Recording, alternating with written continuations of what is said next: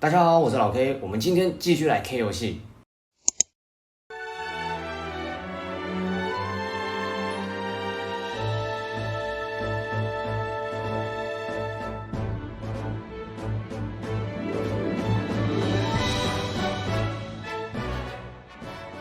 首先，我必须先跟《魔物猎人物语2》道个歉，这款不管是在剧情上还是游戏性上，都远超过我的想象。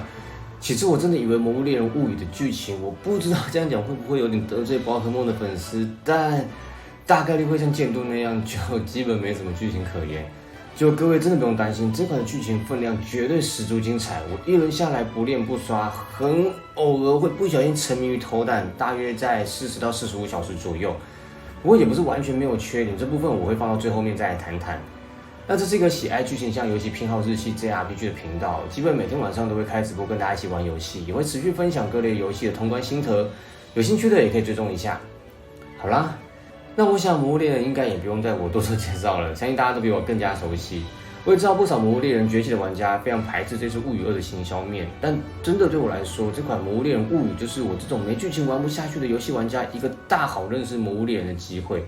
所以今天不会重点放在这个症结点上，因为实话实说，这款是真的非常好玩，至少对我来说，收集自己喜欢的魔物随行兽那种成就感是非常非常开心的，就很类似宝可梦那样。而且可以100%肯定，这款绝对会比你想象中的更好玩。除非你一开始就对它抱持着有很奇怪高的期望，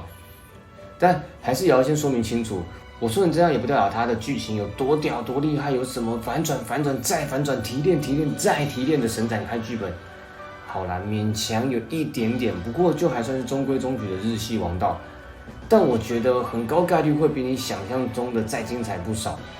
而且很多演出上是非常热血的，看得还是很过瘾。更尤其是战斗的大招上，羁绊攻击上，真的是一个帅字可以形容。我每次直播最期待的就是抓到新的随行兽后，赶快找机会放一下他的大招，欣赏一下每季演出。相信我，很多真的都太帅了。再来战斗部分，我真的很对不起物语2，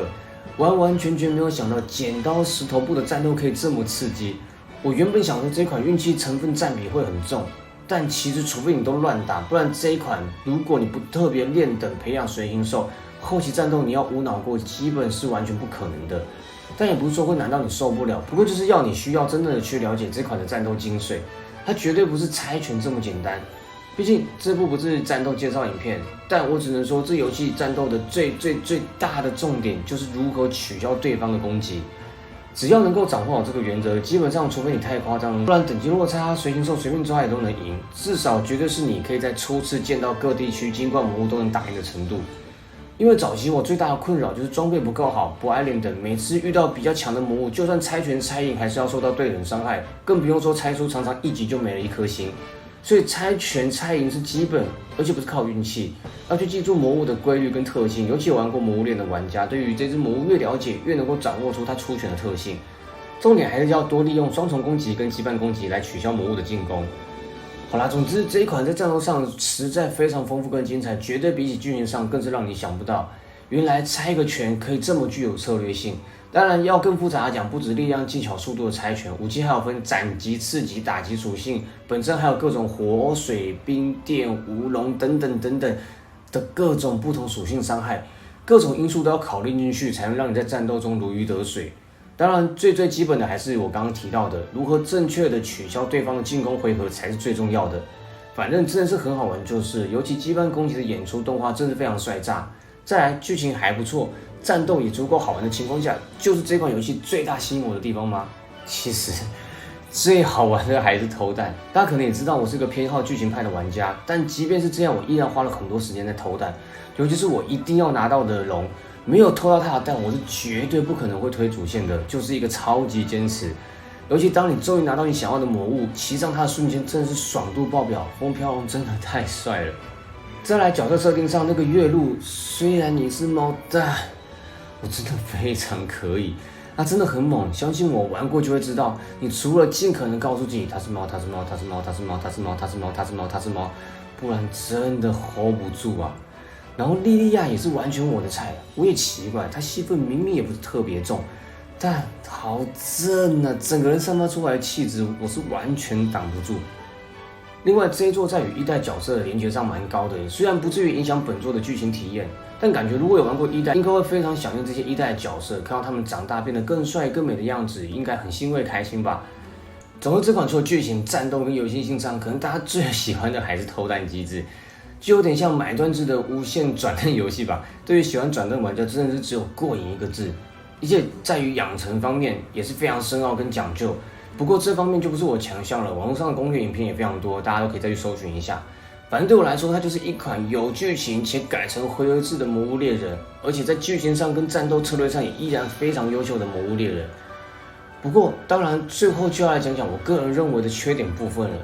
首先，它的地图虽然很大很美，尤其到后期可以飞行的时候真的很舒服，但一码归一码，乌龟归乌龟，好不好笑？但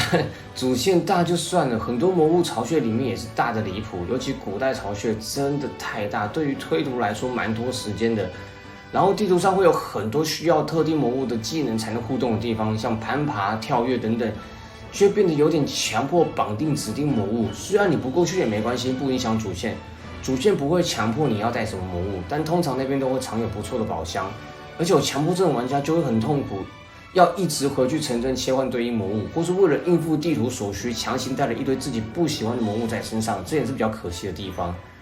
再来可能就是 Switch 上的帧数问题了，我自己玩起来是还可以，但或许对很多人来说可能还是太卡。就是古代龙的蛋实在太难刷了，我好想要冰肉龙啊！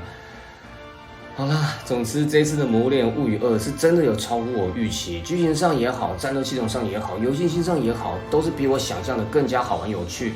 但也还是要提醒一下，如果你是真的非常看重剧情的话，我还是要说，虽然它超过我的预期，但也就是中规中矩的程度，不要抱有什么奇怪的期待就好了。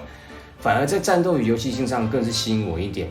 好啦，今天的《魔物猎人物语2》破关新的影片就先到这边，没意外的话，大家就7月16号晚上萨尔达御天之剑再见啦。那我是老 K，我们下次见。